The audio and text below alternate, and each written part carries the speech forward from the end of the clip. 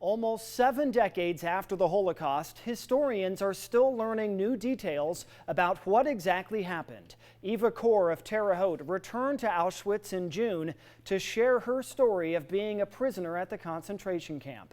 She and other survivors add to the knowledge of the Holocaust.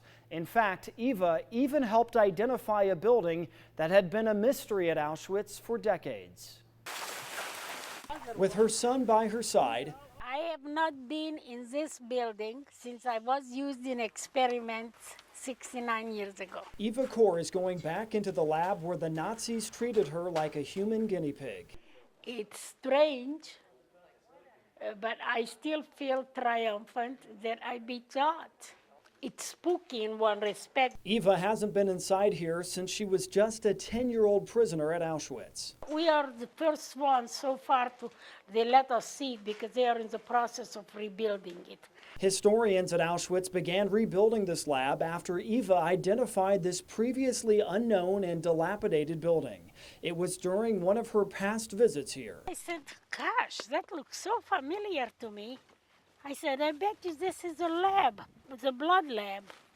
But they took all the blood and gave the injection. The Nazis imprisoned twins like Eva and her sister to be used in medical experiments. On occasion, they took enough blood until we fainted. It happened to me twice. I have seen other kids faint, and they wanted to find out how much blood a person can lose and still live. Most of the twins the Nazis experimented on were just children, some as young as toddlers. There were 2-year-olds, 3-year-olds, 4-year-olds, 5 years old that stayed in here. All of them lived in the barracks on their own after the Nazis tore them away from their parents. Can you imagine 10 people to a bunk bed like that? Almost a year after arriving, Eva and her twin sister Miriam were among the first to walk out of Auschwitz during liberation. But the trauma of the concentration camp was too much for Eva's twin sister Miriam. She said, I cannot talk about it. I will not talk about it. And we never talked about Auschwitz until 1985. That was right around the time when Miriam had developed kidney cancer from all of those medical experiments in Auschwitz.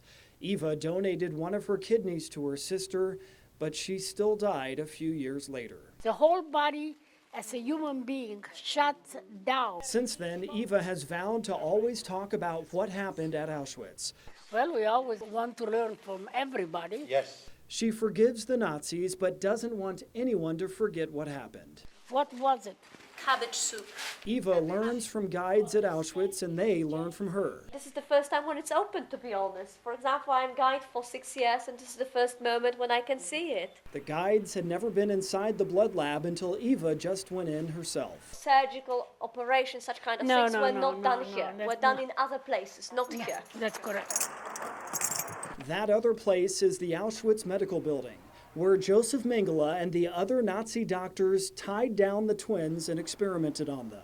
They studied tuberculosis, they studied cancer, they studied how to create blue-eyed blondes.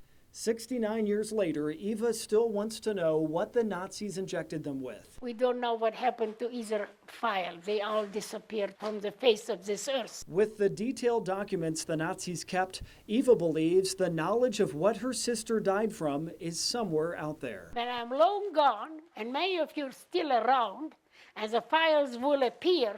Please look at them. While she's alive, Eva plans to keep adding to the knowledge of what the Nazis did to try to prevent another Holocaust. I survived in spite of the fact that you tried to kill me. Whoever tried to kill me here did not succeed. Here I am back, and I beat you guys. I got out of here alive. You sure did. You won.